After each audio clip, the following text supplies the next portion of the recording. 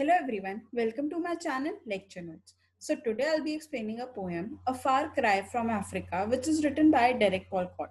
So first of all, I would like to tell you, Derek Walcott composed this poem in 1950s where at that point of time Africans were colonized by Britishers, and to take the revenge Africans initiated MauMau movement where they also slaughtered human beings because of racial prejudice. So clearly that was a time where both Britishers as well as Africans were killing each other, were slaughtering each other only on the basis of racial prejudice. Secondly, Derek Walcott shared a hybrid identity, that is a dual identity, because his grandfather was white and his grandmother was black. So he feels cultural alienation. He shows the painful and jarring depiction of ethnic conflict and divided loyalties in this poem. Divided loyalties because he cannot associate himself with one culture, whether it is African or whether it is the Britishers, because he shares a dual identity. He cannot accept one culture and move on and leave the other one. So he is a person who is in dilemma, who's facing a dilemma because he cannot completely forgo one culture. Moving on to the lines, a wind is ruffling the twiny pelt. Twiny pelt is animal's hair which is moving here and there because of the wind. So here, Derek Walcott has used the imagery where he says the wind is referred to the Britishers who is creating a havoc in twiny pelt, that is Africa. So here through imagery, Walcott wants to tell that the Britishers have created a havoc when the Africans were at peace in the region. So through the first line itself, using the imagery, he says that the Africans were sitting in the peace, they were enjoying their life when the Britishers came like a havoc and made their land a topsy-turvy place to live. Second line, of Africa, Kwiku quick as flies. Kwiku was the most educated tribe of Africa, and they were the one who moved, who knew as quick as flies, who realized quick as flies that they are being colonized. So they are, with the help of simile, Derek Walcott is saying that the Kwiku tribe is like flies who realize that the Britishers are here to colonize and not to maintain a friendly or a business relationship. They were the ones who initially only realized that what are the aim and prospects of the Britishers to enter Africa. Battle upon the bloodstreams of the Veld, corpses are scattered through a paradise. World is an open big space. So here there is a here Walcott presents the reader an image in their mind where the entire plain is full of dead bodies. It is a ghastly sight of battle. So he shows how violence and racial prejudice has spread blood throughout the land, which was equivalent to paradise earlier. So in the last two lines, Derek Walcott shows that earlier, before the Britishers invaded the place, this place was equivalent to paradise. But after the Britishers came, it turned out to be the ghastly battle side which was equivalent to hell. So how ironical this place had turned out to be, from a paradise to an hell, because of the encountered Britishers. Moving on to the next lines. Only the warm kernel of carrion cries, waste no compassion on these separate dead. So here a colonel, British colonel, he is saying that don't waste your time in separating and burying the dead bodies. Just take all the dead bodies and bury them together. Clearly, they didn't respect the Africans when they were alive, and now when they are dead, they are not given the due respect. So here, worm. First of all, the kernel has been referred to worm. That uh, uh, Walcott uses this animal imagery, says that Britishers are like worms. Worms are basically voracious animals who take residence upon human and in the end leave them to suffer. Similarly, here Britishers are only to exploit and they have no compassion for the suffering of African people. So here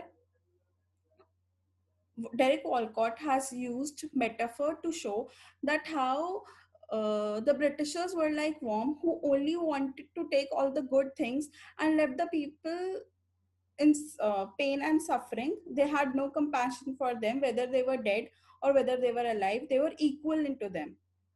Next line. Statistics justify and scholars seize the sailors of colonial policy. So here how colonial policies are trying to justify from fact and figures that the death of so many African people is part of the policy. So they are trying to justify on their part that they did not do any wrong by killing so much Africans, and it was how the country should have prospered and can prosper by these kind of activities. What is that to the wild child hacked in bed, to savage, expendable as Jews? In the first four lines, there was how the colonizers, basically Britishers, how did the savage things. In the last two lines, the savage things that were done by the Africans, basically in the MauMau movement. So, White Child Hacked in Bed shows how Africans were no less brutal in their MauMau movement. They also saw only the color for revenge and not who particularly as fault. So, clearly, they only saw the white color in the child. They did not see that he is not the culprit and he is not the one we need to take revenge. The revenge, basically the people were turned blind and they only could see whether the person is black or white to take revenge. They did not see the age or whether the person was a culprit or not. To savage expendable as Jews. So, as we all know, many people died in Holocaust without any solitude, and it did not matter. Similarly, like Jews, the Africans were slaughtered without any sympathy, like animals were slaughtered. So here, the Jews have been compared to Africans, where a lot of Jews died. Similarly, a lot of Africans were dead at that point of time in 1950s, where there was no compassion shown from Britishers. Threshed out by beaters, the long rushes break in a white dust of abyss where cries. So, here beaters refers to the presses where grain is separated from the hay. Similarly, there was a complete segregation between white and black. So, how much racial prejudice was prominent, and the break refers to how much the Africans were tormented, whether it was physically, mentally, till they accepted to submit. So, they were beaten up, they were made to do various things till they finally submit to the rules and regulations of the Britishers. In a white dust of abyss who cries. So abyss is a beautiful white word, and metaphorically Derek Walcott is saying is referring to the Britishers as abyss. It is referred to the white people who pretend to be sophisticated, but outwardly they are brutal. Walcott also refers to the Britishers as beasts who are hauling for Africans' blood and going only for exploitations. So last two lines is they only want to have wheels in civilization dawn from the parched river or a beast taming pain. So clearly they were only trying to show that they are civilizing African, but in that they what they did was beastly activities and parched river, that they did not leave any forest, any place where they could colonize and show their supremacy. The violence of beast on beast is red. So here beast on beast refers to both Africans and Britishers are beasts because both of them have blood in their hands. As natural law, but upright men seeks his divinity by inflicting pain. So how they are gaining strength or supremacy by hurting the other race, they are creating their supremacy. Delirious as these were red beasts, his voice darts to the tighted carcass of a drum, while he calls courage, still that native dread of the white beast contracted by the death. So dance here refers to the victorious dance, and here in this through this paragraph, Derek Walcott wants to say that how the human being have stooped to the animalistic nature where they have immense happiness or joy after killing other, and how they enjoy by a victorious dance. So here animals have nature to hunt and kill. They are built with the traits like this, while on the other hand humans now have turned out to be the beast who have stooped to the animalistic behavior and lost their mind for killing over power. Man appears to be more monstrous as he kills without reason and celebrates with war dance of victory by sadistically oppressing those who are weaker. So man has turned out to be a sadist who kills without a reason, while on the other hand, animal kills for a reason. They are made to kill, they are born to kill others, while humans are not born to kill others. He kills without a reason, and if by chance he has a reason, that is not worth enough to kill another person. In the last two lines, he says, while the calls courage, still that native dread of the white peace contracted by the dead. So he wants to show that how only victory and courage resides in oppressing others, and for the humans is ready for bloodshed. That how a person feels superior only by killing the other people, only by subduing the other race. Again, boorish necessity wipes its hands upon the napkin of a dirty cause again. So, metaphorically, he's calling boorish to the black people and napkin to the white. He's telling the uprising event of MauMau rebellion where black killed white for revenge. He tells how both the parties are now racial prejudice and killing without compassion. A waste of our compassion, as with Spain, a waste of our compassion, that he says that I cannot show compassion, I cannot take side with any of the tribe because both of them are same for me, because both have turned to be beasts and they only can see the racial discrimination. The last line, the gorilla wrestles with the Superman. Here, gorilla has been referred to Africans and the Superman as whites, the Britishers. So, gorilla has a natural trait of he's a natural animal.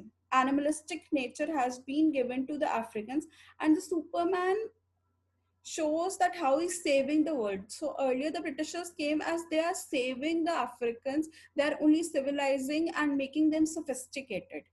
So here, gorilla has been referred to the Africans and Superman to the Britishers. So Walcott here depicts Africa and Britain is in the standard roles of the vanquished and the conqueror. Although although he portrays the cruel imperialistic exploits of the British without creating sympathy for the African tribesmen, this objectively allows Walcott to contemplate the faults of each culture without reverting to the bias created by attention to moral consideration. Walcott doesn't see one person or a race at fault. He's giving his unbiased opinion. So in the last paragraph also, in the this paragraph also, Walcott is presenting his unbiased opinion that both the parties, that is Africans and the Britishers, both were at fault because both had blood on their hands. So this is the reason that he can't choose anyone.